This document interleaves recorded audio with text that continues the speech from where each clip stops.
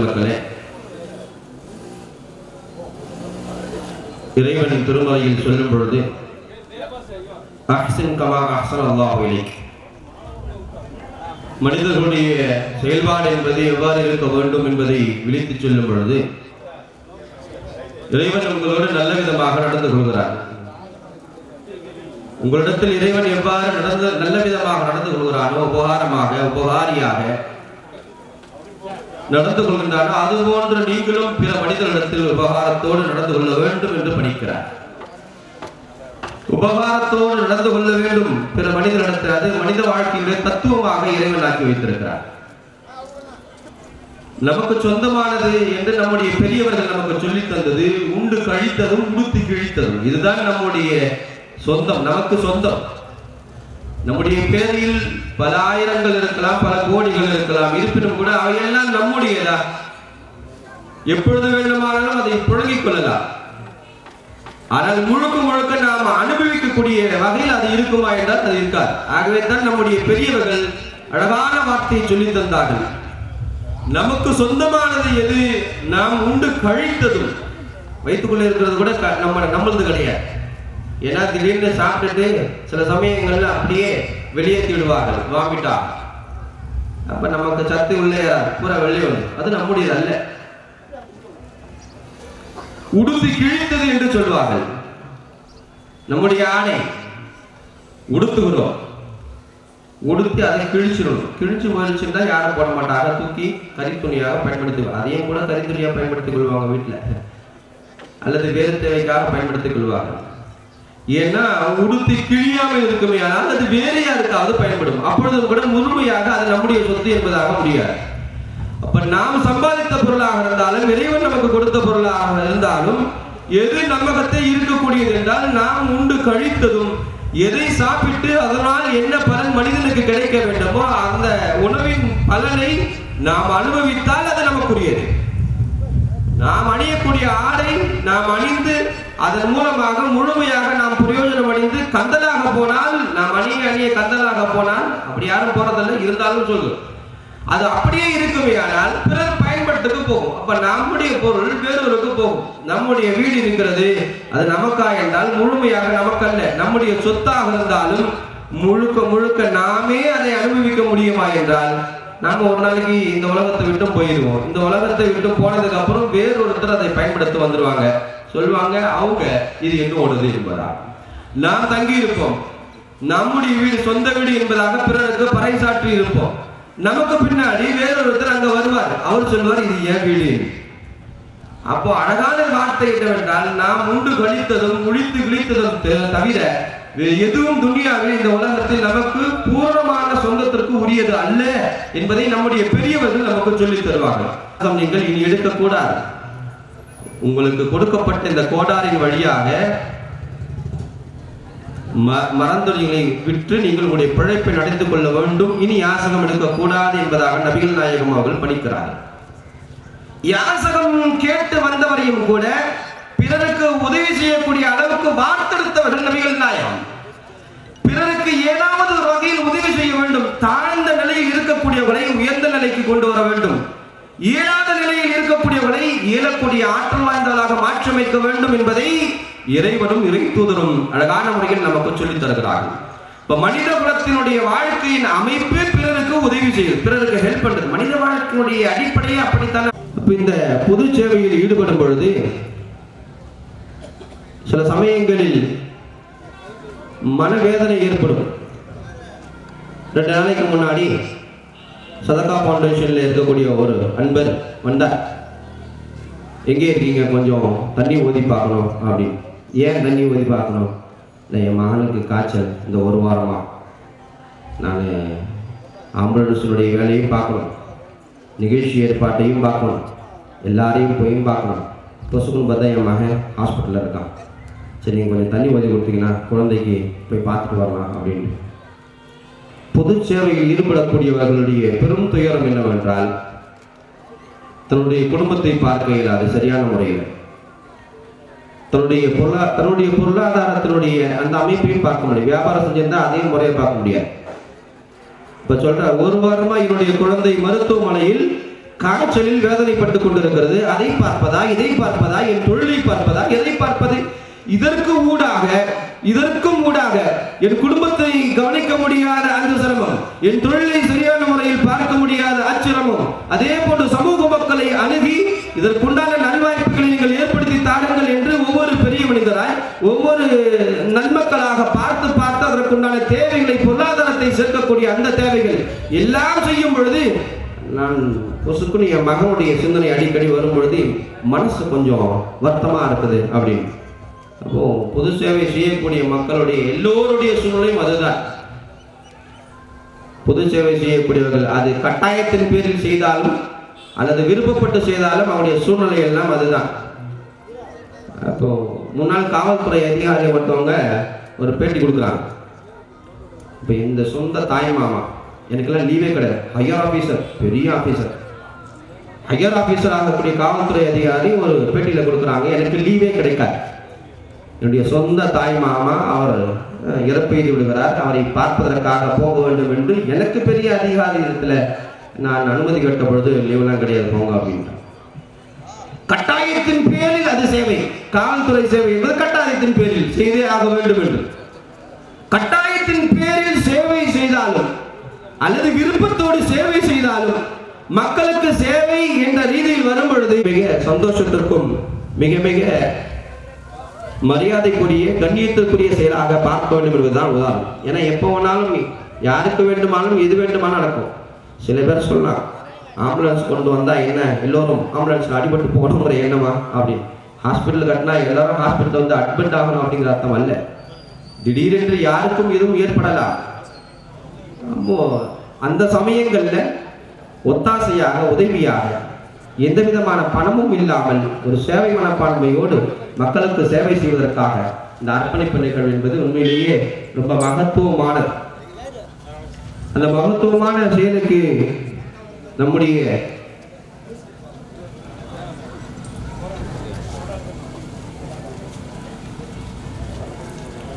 மரியாதைக்குரிய நம்முடைய மாவட்ட எஸ்பி அவர்கள் வருகின்றிருக்கிறார்கள். அவளை வருக என்று மனதார வாழ்த்தி வரவேற்கிறோம். நாரே தக்பீர்.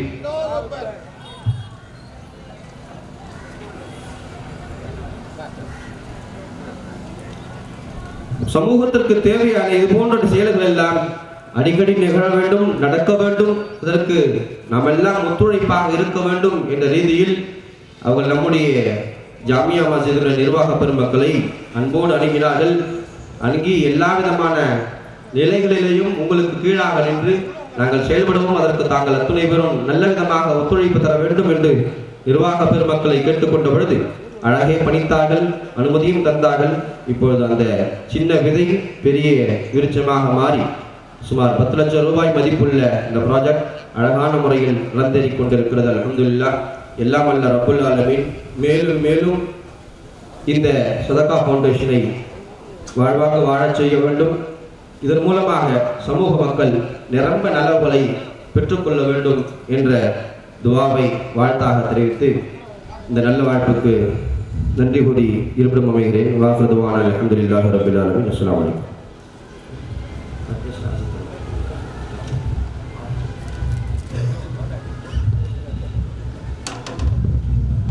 சதகா ஃபவுண்டேஷன் ஜாமியா மஸ்ஜித் சார்பாக ஆம்புலன்ஸ் அர்ப்பணிப்பு விழாவிற்கு வருகை தந்திருக்கும் மாவட்ட காவல்துறை கண்காணிப்பாளர் உயர் திரு பாஸ்கரன் ஐயா அவர்களை வருக வருக என அன்புடன் அழைக்கிறோம்.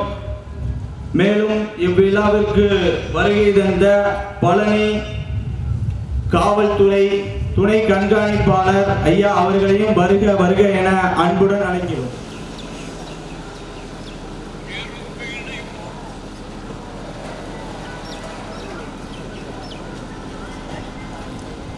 சின்ன பள்ளிவாசல் இமாம் ஜாபர் ஜாதிக் பைஜி அவர்கள் சிறிது நேரம் உரையாற்றுவார்கள். அஸ்ஸலாமு அலைக்கும் வரஹ்மத்துல்லாஹி வபரகாத்துஹு. அல்ஹம்துலில்லாஹ் வஸ்ஸலாத்து வஸ்ஸலாமு அலா அஷ்ரஃபில் அன்பியா அம்மா பஅத். ஏக இறைவனின் திருநாமம் போற்றி புகழ்ந்தவனாக ஈருலக சர்தார் முத்து முஹம்மது ரசூலுல்லாஹி ஸல்லல்லாஹு தஆலா அலைஹி வஸல்லம் அவர்களின் மீது அல்லாஹ்வினுடைய ஸலாத்தும் சலாமும் என்றென்றும் நிலைத்து கொண்டிருக்கட்டும் என்று துஆ செய்தவனாக கூடியிருக்கிற தங்கள் அனைவர்களுக்கும் இஸ்லாத்தினுடைய புனித காணிக்கையாம் சலாத்தனை சமர்ப்பணம் செய்து ஒரு சில வார்த்தைகளோடு நிறைவுக்கு வர விரும்புகின்றேன். அஸ்ஸலாமு அலைக்கும் வரஹ்மத்துல்லாஹி வபரகாத்துஹு. சிறப்பான இவ்விழாவில் மேடையில் அமர்ந்திருக்கின்ற போற்றுதலுக்குரிய பெரியவர்களே, ஜமாத்தார்களே, மற்றும் மத சமூக நல்லோர்களே, நம்ம எல்லாம் படைத்த வல்லவனினுடைய மாபெரும் கருணையால் இன்று ஒரு உயர்ந்த விழாவிலே நாம் இருக்கின்றோம். சமூக மக்களுக்கு ஏற்படக்கூடிய சிரமங்களை போக்கும் வகையாக பல்வேறு நலத்திட்டங்களை செய்ய வேண்டும் என்று சதகா ஃபவுண்டேஷன் முடிவு செய்து நமது ஜாமியா பள்ளிவாசலோடு இணைந்து அவர்களின் ஆலோசனைப்படி அவர்களினுடைய உத்தரவின்படி செயலாற்ற திட்டமிடப்பட்டு முதல் விஷயமாக தற்பொழுது ஆம்புலன்ஸ் வாங்கப்பட்டிருக்கிறது. அல்லாஹு ஜல்ல சுப்ஹானஹு வ தஆலா புனித குர்ஆனிலே சொல்லக்கூடிய வசனத்தையும் அந்த ஆம்புலன்ஸிலே பதிவு செய்யப்பட்டும் இருக்கிறது. யார் ஒரு ஆன்மாவை வாழ வைப்பாரோ அவர் அந்த ஊரார்கள் அனைவர்களையும் வாழ வைத்தவர்கள் போன்றவர்கள் என்று. அதற்கு இணங்கவே இந்த செயல்பாடும் இருக்கும் என்பதை இந்த ஃபவுண்டேஷனின் வழியாக தங்கள் அனைவர்களுக்கும் தெரிவிப்பதிலே மகிழ்ச்சி அடைகின்றேன்.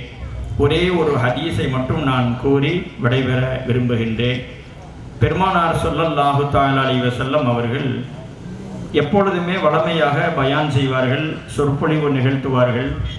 அந்த அடிப்படையிலே ஒரு முறை அவர்களுக்கு பயானிலே நிற்கின்ற பொழுதே கண்கள் எல்லாம் சிவந்து கடுமையான கோபத்தோடு அந்த சொற்பொழிவை தொடங்குகிறார்கள். சப்தம் எப்பொழுதும் மெதுவாக பேசக்கூடிய நபிகளார் அன்று சப்தத்தை உயர்த்தி பேசுகிறார்கள். அந்த சொற்பொழிவிலே முதல் விஷயமாக சொன்னாங்க, அல்லாஹ்வினுடைய வேதம் அல் குர்ஆன்.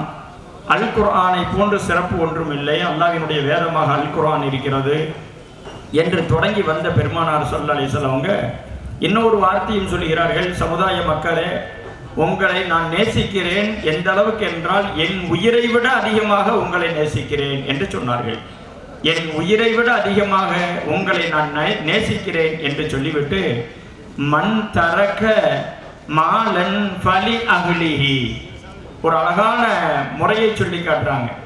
நபிகளார் ஸல்லல்லாஹு அலைஹி வஸல்லம் சொல்றாங்க, யாராவது ஒரு மனிதர் உலகத்தில் வாழுகிற காலங்களில் சொத்து சுகத்தை விட்டுட்டு அவர் மரணிப்பாரையானால் மன் தரக்க மாலன் ஃபலி அஹ்லிஹி ஒருவர் சொத்தை எல்லாம் விட்டுட்டு மரணம் அடைஞ்சா அந்த சொத்தை பாதுகாத்து அதனுடைய வாரிசிடத்திலே ஒப்படைக்க வேண்டும் என்று நான் படிக்கிறேன்.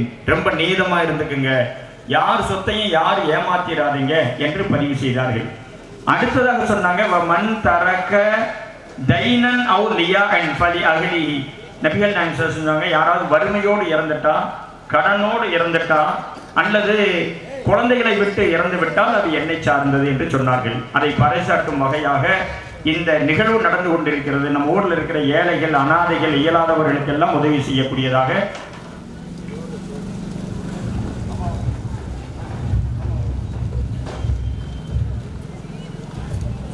எனவே அல்லாஹ் ரப்பல் ஆலமீன் அத்தகைய நற்பணிகளை செய்யக்கூடிய ஆக்கப்பூர்வமான ஆற்றலை நம் அனைவருக்கும் அல்லாஹ் வழங்கி கிருபை செய்வானாக. வாஹிரு தஅவானா அல்ஹம்துலில்லாஹி ரப்பில் ஆலமீன். அஸ்ஸலாமு அலைக்கும் வரஹ்மத்துல்லாஹி வபரகாத்துஹு. சதகா ஃபவுண்டேஷன் ஜாமியா மஸ்ஜித் ஆம்புலன்ஸ் அர்ப்பணிப்பு விழாவிற்கு துவங்கி வைக்க வருகை தந்திருக்கின்ற உயர் திரு ஐபி செந்தில்குமார் MABL MLA அவர்களை வருக வருக என அன்புடன் அழைக்கிறோம்.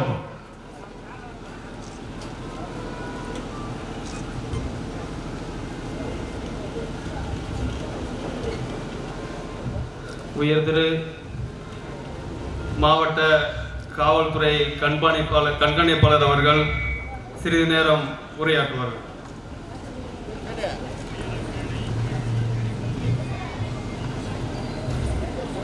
சதகா ஃபவுண்டேஷன் சார்பாக இந்த இனிய மாலை வேளையில் இங்கு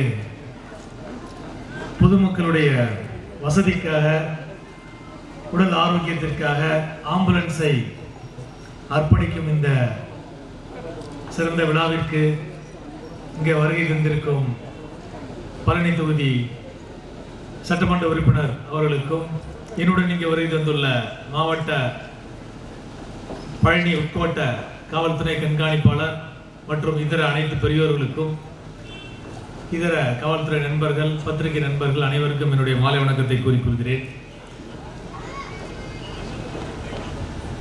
ஒரு அறக்கட்டளை என்பது எவ்வாறு இருக்க வேண்டும் என்று நாம் எண்ணி பார்த்தோமானால் அந்த அறக்கட்டளை பொதுமக்களுக்கு பயனுள்ள வகையில் இருக்க வேண்டும், பொதுமக்களுடைய தேவைகளை நிறைவேற்றும் வகையில் இருக்க வேண்டும். ஒரு 30 வருடத்துக்கு முன்னால் நீங்கள் அனைவரும் இருந்திருப்பீர்கள்.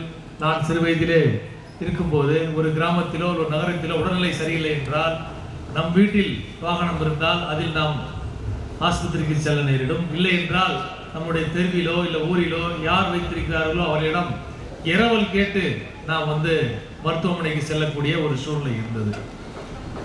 ஒருவேளை அப்படி நாம் கேட்கும்போது அவர் கொடுக்க வேண்டும், இல்லை என்றால் வாகனம் அங்கு இருக்க வேண்டும். இரண்டாவதாக மருத்துவமனைக்கு செல்லும் வரை நமக்கு ஒரு பதட்டமும் ஒரு நிலையில்லா தன்மையும் தான் நிலவிக் கொண்டிருந்தது. ஒரு 15 வருடங்களுக்கு முன்பு 15-16 வருடங்களுக்கு முன்பு இந்த குறையை நீக்க வேண்டும், பொதுமக்களுடைய இந்த குறையை நீக்க வேண்டும் என்பதற்காக நமது அரசாங்கம் இந்த 108 ஆம்புலன்ஸ் என்ற ஒரு சிறந்தது ஒரு திட்டத்தை கொண்டு வந்தார்கள். அதுக்கப்புறம் தான் நமக்கு எப்படி 100 என்று அழைத்தால் காவல்துறையினர் ஓடி வருவார்களோ அதே போல 108 என்று அழைத்தவுடன் ஆம்புலன்ஸ் நம்மை தேடி வந்தது. இல்லை, சாதாரண வண்டிக்கும் ஆம்புலன்ஸுக்கும் நிறைய வித்தியாசம் இருக்கு. அதாவது உயிர் காக்கும் அனைத்து உபகரணங்களும் அதில் நிறுவப்பட்டிருக்கும். ஆக்சிஜன் சிலிண்டர் அதில் இருக்கும். சின்ன சின்ன அதாவது நம்மளை ஸ்டெபிலைஸ் பண்ணக்கூடிய சில மருந்துகள் சில உபகரணங்கள் அதில் பொருத்தப்பட்டிருக்கும். அதாவது மருத்துவமனையே நம்ம வீட்டுக்கு நம்மளை அழைத்து செல்வதை போல அந்த ரெஸ்பான்ஸ் டைம் அப்படின்னு சொல்லி ஒன்றை வச்சு நம்ம கண்ட்ரோல் ரூம்ல இருந்து அதை மானிட்டர் பண்ணுவாங்க. இப்போ எங்களுக்கும் கூட 100 கால்ஸ் நீங்கள் பண்ணீங்கன்னா எத்தனை நிமிஷத்துல காவலர்கள் அதை அட்டன் பண்ணாங்க அப்படின்னு சொல்லி ரெஸ்பான்ஸ் டைம் ஃபிக்ஸ் பண்ணுறாங்க. அப்போ 5 நிமிடத்திற்குள் எத்தனை கால் அட்டன் பண்ணப்பட்டது, 10 நிமிடத்திற்குள் எத்தனை கால் அட்டன் பண்ணப்பட்டது, இல்லை 1/4 மணி நேரம் 1/2 மணி நேரம் வரைக்கும் எந்த கால் நீண்டது என்றெல்லாம் அதை ஒரு அட்டவணை போட்டு அதை ஆய்வு செய்கிறோம். அதே போல 108 ஆம்புலன்ஸ்லேயும் அப்படிதான். ஆனால் அந்த ஒரு வசதியிலும் கூட ஒரு பற்றாக்குறை இருக்கிறது நமக்கு. அந்த பற்றாக்குறையை சரி செய்ய வேண்டும் என்பதாக இந்த சதகத் ஃபவுண்டேஷன்லேருந்து இந்த ஆம்புலன்ஸை நமக்கு கொடுத்திருக்கிறார்கள். இது மட்டும் இல்லை, நிறைய ஹாஸ்பிட்டலில் ஆம்புலன்ஸ் வச்சுருப்பாங்க. அவங்க இன்ஜுரி ஆனவங்களை கூட்டு போவாங்க. ஒருத்தர் இறந்து விட்டால் அவரை நம்ம ஷிஃப்ட் பண்ண முடியாது. இறந்து விட்டார் என்று யார் அறிவிக்க வேண்டும் என்றால் மருத்துவர் தான் அறிவிக்க வேண்டும், வேற யாரும் சொல்ல முடியாது.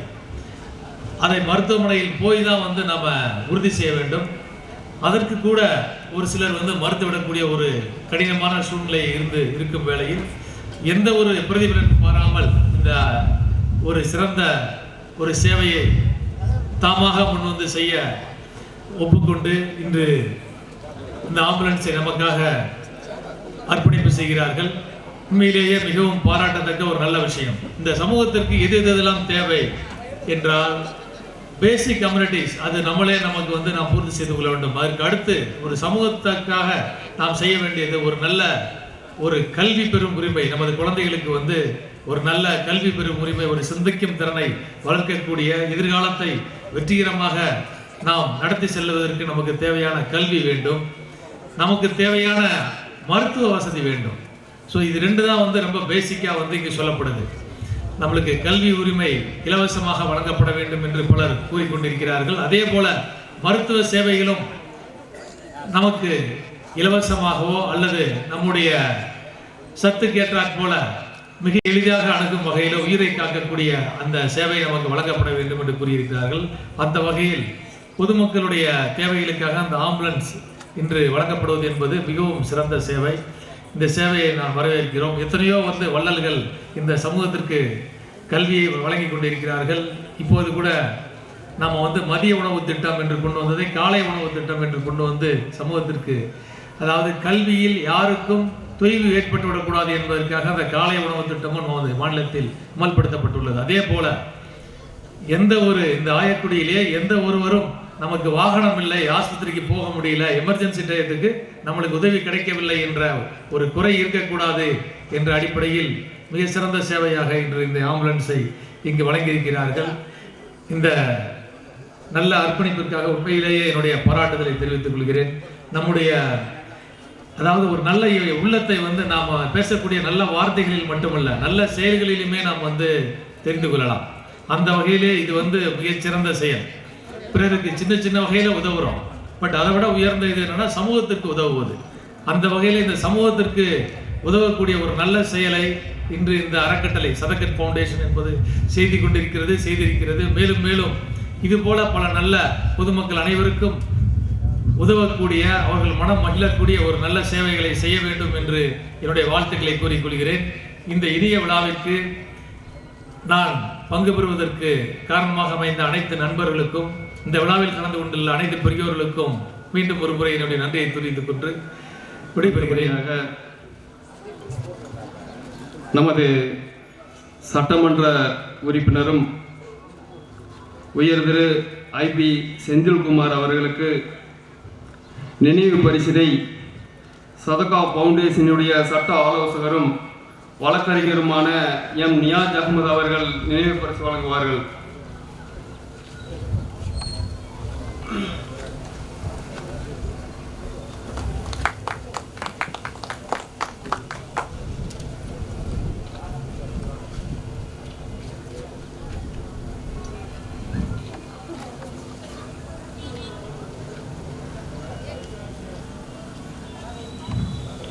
அடுத்தபடியாக உயர் திரு மாவட்ட காவல்துறை கண்காணிப்பாளர் பாஸ்கரன் ஐயா அவர்களுக்கு சதகா ஃபவுண்டேஷன் தலைவர் ஹாஜி முகமது இஸ்மாயில் சேட் அவர்கள் நினைவு பரிசு வழங்கி பொன்னாடை போற்றுவார்.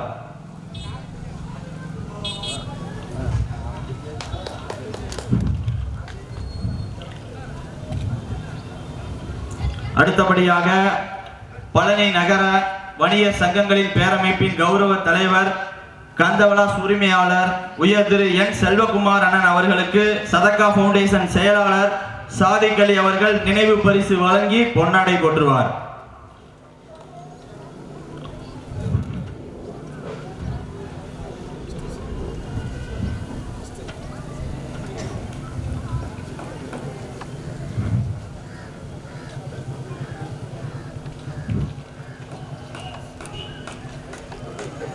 அடுத்தபடியாக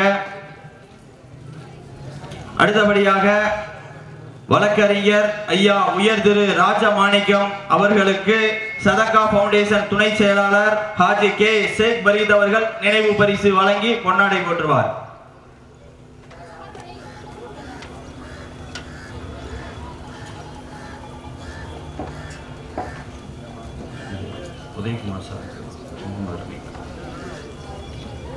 அடுத்தபடியாக உயர் திரு பழனி தலைமை மருத்துவர் டாக்டர் ஆர் பி உதயகுமார் ஐயா அவர்களுக்கு சதகா ஃபவுண்டேஷன் பொருளாளர் ஹாஜி முகமது ரபீக் அவர்கள் நினைவு பரிசு வழங்கி பொன்னாடை போற்றுவார்.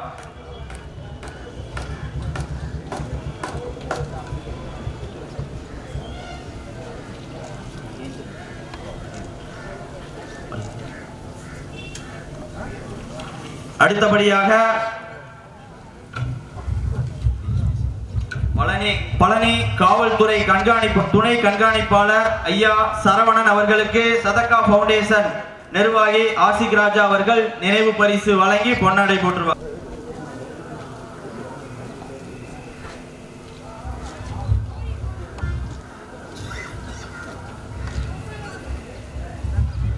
அடுத்தபடியாக பழனி சட்டமன்ற உறுப்பினரும் நமது தொகுதி எம்எல்ஏவுமான அன்பு அண்ணன் ஐபி செந்தில்குமார் அவர்களை சிறிது நேரம் சிற்றுரையாற்றுமாறு மிக தாழ்மையுடன் கேட்டுக்கொள்கின்றோம்.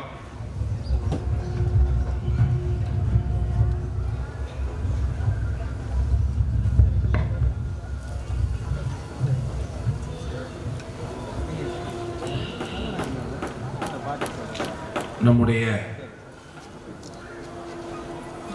ஆயக்குடி சதகா ஃபவுண்டேஷன் அந்த அமைப்பின் சார்பில் இந்த பகுதி மக்களினுடைய அவசர தேவையை எதிர்காலத்தில் எந்த வகையிலும் நிறைவேற்றிட, அவர்களின் இன்னுயிரை காப்பாற்றிட அவர்களுக்கு புதிய ஆம்புலன்ஸ் சேவையை துவங்கி வைக்கிற இந்த நல்ல நிகழ்வில் இந்த சேவையை துவங்கி வைத்து இங்கே உரையாற்றி இருக்கிற நம்முடைய திண்டுக்கல் மாவட்ட காவல்துறையினுடைய கண்காணிப்பாளர் தலைவர் எங்களுடைய பெருமதிப்பிற்குரிய அண்ணன் பாஸ்கரன் அவர்களே, இந்த நிகழ்வில் பங்கேற்று சிறப்பித்திருக்கிற பழனி துணை கண்காணிப்பாளர் அன்பிற்குரிய சரவணன் சார் அவர்களே, இந்த நிகழ்விலே பங்கேற்றிருக்கிற பழனி நகர்மன்றத்தினுடைய முன்னாள் தலைவர் வழக்கறிஞர் மரியாதைக்குரிய அண்ணன் ராஜமாணிக்கம் அவர்களே,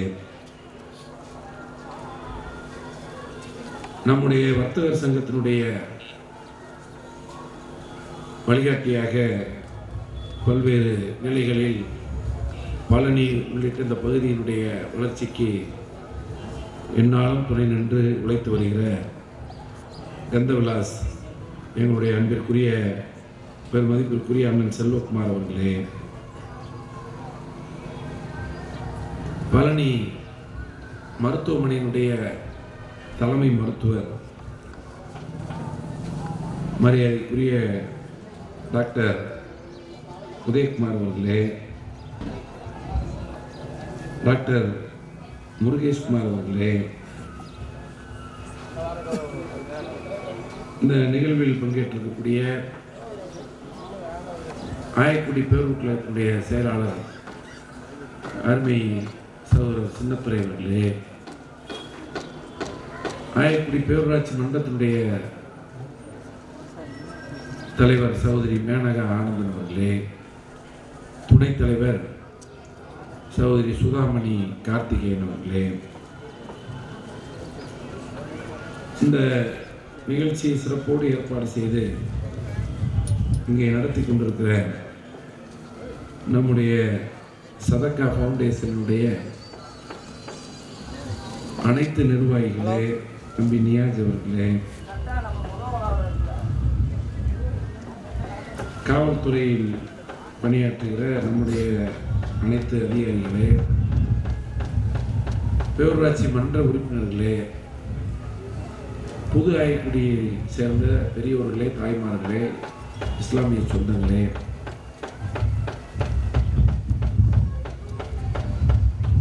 திராவிட முன்னேற்ற கழகம் உள்ளிட்ட அனைத்து அரசியல் கட்சியினுடைய தலைவர்களே, நண்பர்களே, உங்கள் அனைவருக்கும் நான் இந்த நேரத்தில் பணிவார்ந்த வணக்கத்தை தெரிவித்துக் கொள்ள கடமைப்பட்டிருக்கின்றேன்.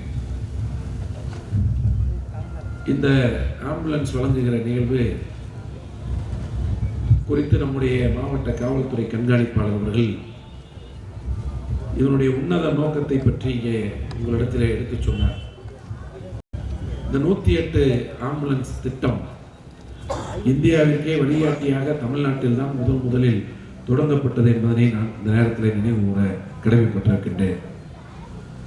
ஆம்புலன்ஸ் திட்டம் ஒன்று இருந்தது, ஆனால் 108 ஆம்புலன்ஸ் திட்டம் என்கிற ஒரு திட்டத்தை இந்தியாவிற்கே வழிகாட்டக்கூடிய வகையில் முதலாக தொடங்கியவர் நம்முடைய இன்றைக்கு 100ஆண்டு விழா கண்டு கொண்டிருக்கிற முத்தமிழறிஞர், தமிழகத்தினுடைய நவீன சிற்பியாக இன்றைக்கு இந்த தமிழ்நாட்டில் வாழ்கிற சிறுபான்மை சமூகமாக இருந்தாலும், ஆயுதிராவிட சமூகங்களாக இருந்தாலும், ஏன் இன்னும் பிற எந்த சமூகங்களாக இருந்தாலும் எல்லா சமூகங்களுக்கும் கல்வியில், வேலைவாய்ப்பில், மற்ற எல்லா நிலைகளிலும் அவர்களுக்குரிய உரிமையை இந்தியாவிற்கே வழிகாட்டக்கூடிய வகையில் இடஒதுக்கீட்டு கொள்கையை உறுதி செய்து அதை தந்த தலைவர் கலைஞர் அவர்களுடைய 100ஆண்டு விழாவிலே அவர்தான் இந்தியாவிற்கு 108 சேவை இப்படித்தான் இருக்க வேண்டும் என்பதற்கு எடுத்துக்காட்டாக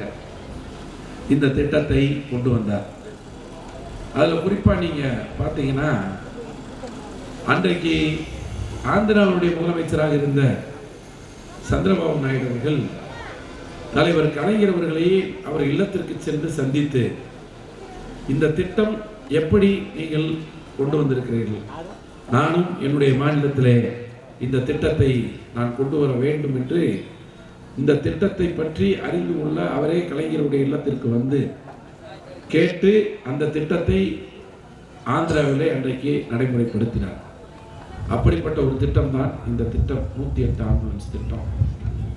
இன்றைக்கு தமிழ்நாட்டை பொறுத்தளவில் தேவைக்கு எல்லா இடங்களிலும் 108 ஆம்புலன்ஸ் இருந்தாலும் கூட இது போன்ற நம்முடைய சதக்கா ஃபவுண்டேஷனை போன்ற தனியார் அமைப்புகள் அவர்கள் தங்களுடைய அந்த நல்ல உள்ளத்தின் விளைவாக அவர்களுக்கு இருக்கக்கூடிய அந்த கொடுக்க வேண்டும் என்கிற எண்ணத்தின் வெளிப்படை தன்மையோடு இன்றைக்கு இந்த ஆம்புலன்ஸ் சேவை இந்த பகுதியில் இருக்கக்கூடிய மக்கள் பயன்பெறக்கூடிய வகையில் வழங்க இன்றைக்கு முன் வந்திருக்கிறார்கள்.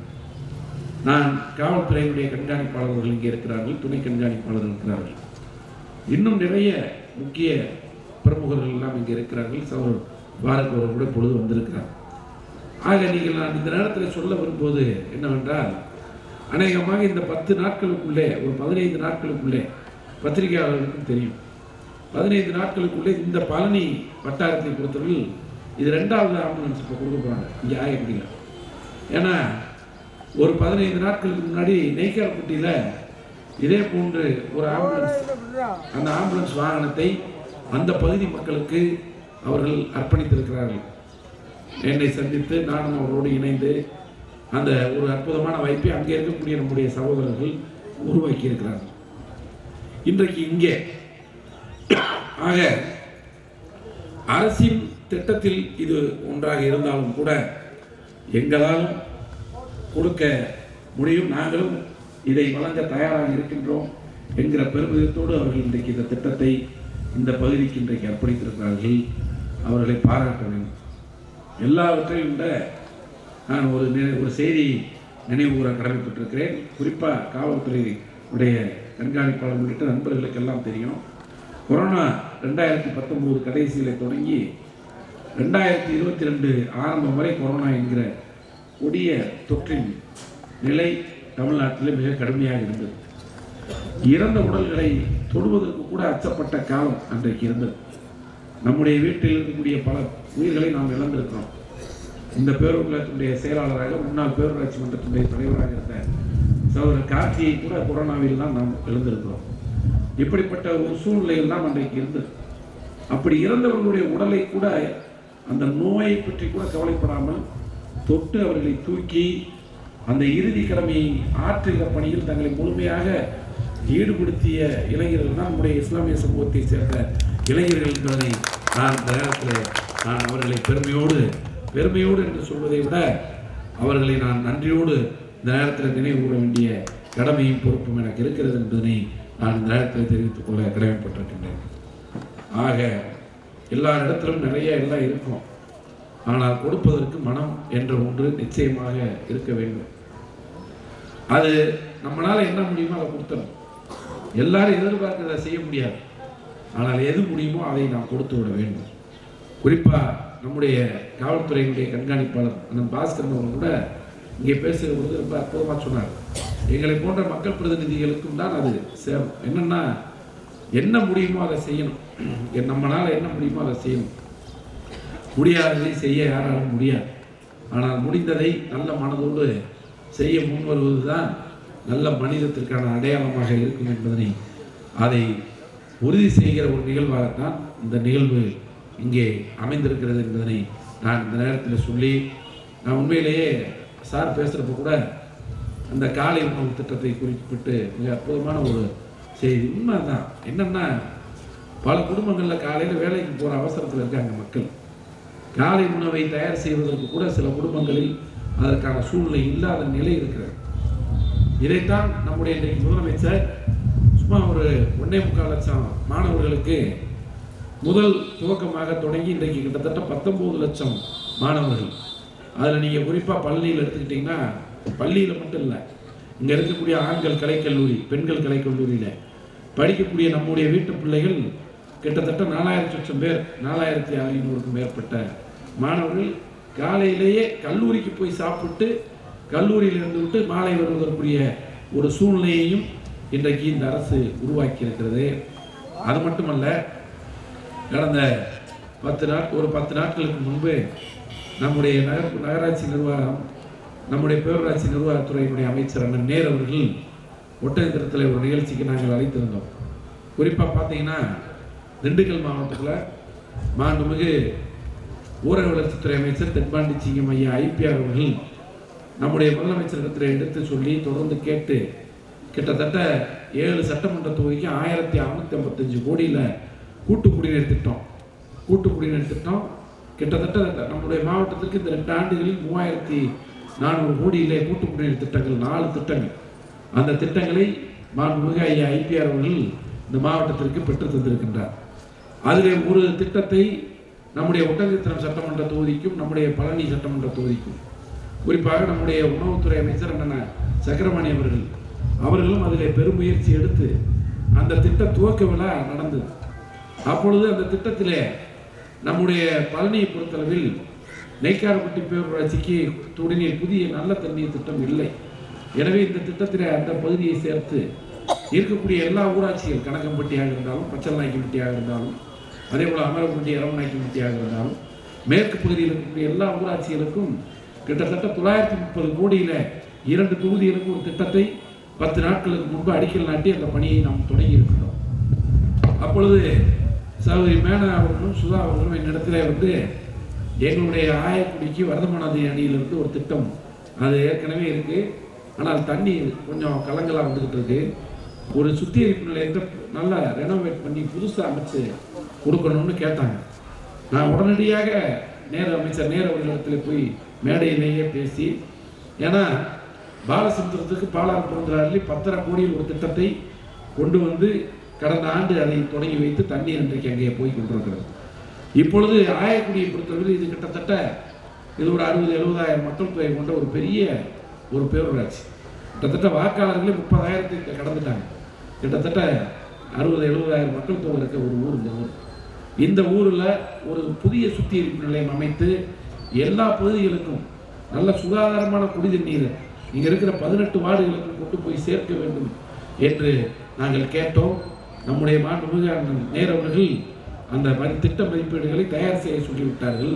விரைவில் நம்முடைய ஆயக்குடிக்கும் அந்த ஏற்கனவே இருக்கக்கூடிய சுத்திகரிப்பு நிலையத்தை முற்றிலும் மாற்றி புதிய சுத்திகரிப்பு நிலையம் மட்டுமல்ல, பைப்லைன் கூட கிட்டத்தட்ட எங்கெங்கெல்லாம் பழைய பைப்லைன் இருக்கும் அதையும் மாற்றி நாம் எதிர்காலத்தில் சுத்தமான தண்ணீர் நம்முடைய ஆயக்குடி பேரூராட்சிக்கும் கிடைப்பதற்குரிய முயற்சியை இன்றைக்கு இந்த அரசு எடுத்திருக்கிறது என்பதனை மட்டும் இந்த நேரத்தில் நான் குறிப்பிட்டு சொல்லி, அது மட்டுமல்ல, கடும் நிதி நெருக்கடியில், கொரோனாவினுடைய கடுமையான பிடியில் இந்த அரசு பொறுப்பேற்று நிதி நெருக்கடியிலிருந்து கொஞ்சம் கொஞ்சமாக இந்த அரசை நம்முடைய மாண்புமிகு முதல்வர் அவர்கள் மீட்டு மீண்டும் பல பணிகளை எதிர்காலத்தில் தொடர்வதற்குரிய முயற்சிகளை இன்றைக்கு எடுத்துக்கொண்டிருக்கிறார்கள். அதனுடைய தொடர்ச்சியாகத்தான் நம்முடைய பழனியில் இருக்கக்கூடிய கபரஸ்தான் கூட கிட்டத்தட்ட 40 ஆண்டுகளுக்கு பிறகு இப்பொழுது அங்கே பல போராட்டங்களுக்கு பிறகு இன்றைக்கு பல்வேறு முயற்சிகளை அங்கே நாம் முடித்திருக்கிறோம். இன்னும் சில முயற்சிகளை அங்கே நிறைவேற்றுவதற்குரிய முயற்சிகளை நாம் தொடர்ந்து இருக்கிறோம். அதே போல் ஆயக்குடியை பொறுத்தளவில் இந்த பகுதியில் இருக்கக்கூடிய எல்லா வார்டுகளிலும் நம்ம ஸ்பெஷல் ஃபண்டு கூட இப்போ கேட்டிருக்கோம். இன்னும் 2 மாதத்தில் கொடுப்பதாக சொல்லியிருக்கிறார்கள். அப்படி சிறப்பு நிதி வருகிற பொழுது எல்லா வார்டுகளிலும் அங்கே இருக்கக்கூடிய அவசியமான பணிகளை எடுப்பதற்குரிய முயற்சிகளை நாம் எதிர்வரும் காலத்தில் தொடங்க இருக்கின்றோம் என்கிற நல்ல செய்தியை இந்த நேரத்தில், ஏன்னா நான் இதெல்லாம் ஏன் குறிப்பிட்டு சொல்கிறேன்னா, இது இப்படிப்பட்ட ஒரு நல்ல அற்புதமான உன்னதமான நிகழ்வில் நான் இந்த செய்திகளை உங்களுக்கு பதிவு செய்ய வேண்டிய கடமையும் பொறுப்பும் எனக்கு இருக்கிறது என்பதனை இந்த நேரத்தில் நான் பணிவோடு எடுத்து சொல்லி, சதக்கா ஃபவுண்டேஷன் உங்களை நாங்கள் பாராட்டுறோம், வாழ்த்துறோங்கிறத விட நன்றியோடு பார்க்குறோம். தொடர்ந்து இது போன்ற இன்னும் நிறைய சேவைகளை நீங்கள் முன்னெடுக்க வேண்டும்.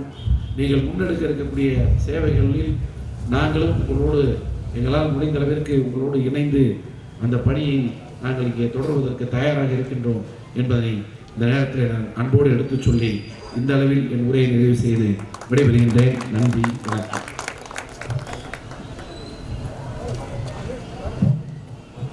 டாக்டர் முகமது இப்ராஹிம் அவர்களுக்கு அபூபக்கர் அவர்கள் இந்த சீல்டை கொடுப்பார்கள். அபூபக்கர்னே. அடுத்தபடியாக டாக்டர் பி முருகேஷ்குமார் அவர்களுக்கு ரஹ்மான் அவர்கள் இந்த நினைவு பரிசை கொடுப்பார்கள். அடுத்தபடியாக Mrs G Selvakumari inspector of police Ayakudi அவர்களுக்கு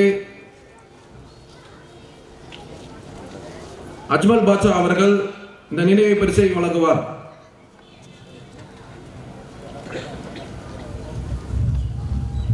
Mrs G Selvakumari inspector of police Ayakudi.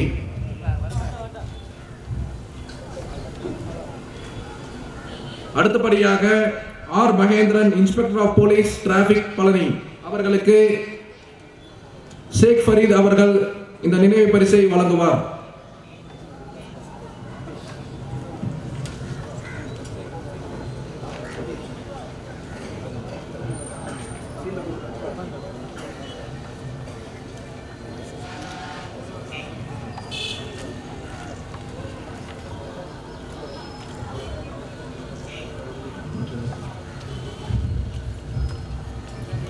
அடுத்தபடியாக நாம் அவளோடு எதிர்பார்த்த ஆயக்குடி பேரூராட்சி அனைத்து சமூக மக்களுக்குமாக சதகா ஃபவுண்டேஷன் சார்பாக மிக சிறப்பாக பணியை செய்ய மக்கள் பணிக்காக இந்த ஆம்புலன்ஸ் அர்ப்பணிப்பை நமது உயர்திரு பழனி சட்டமன்ற உறுப்பினர் ஐபி செந்தில்குமார் அவர்கள் ரிப்பன் வெட்டி மக்களுக்கு அர்ப்பணிப்பார் என்று அன்போடு தெரிவித்துக் கொள்கின்றோம்.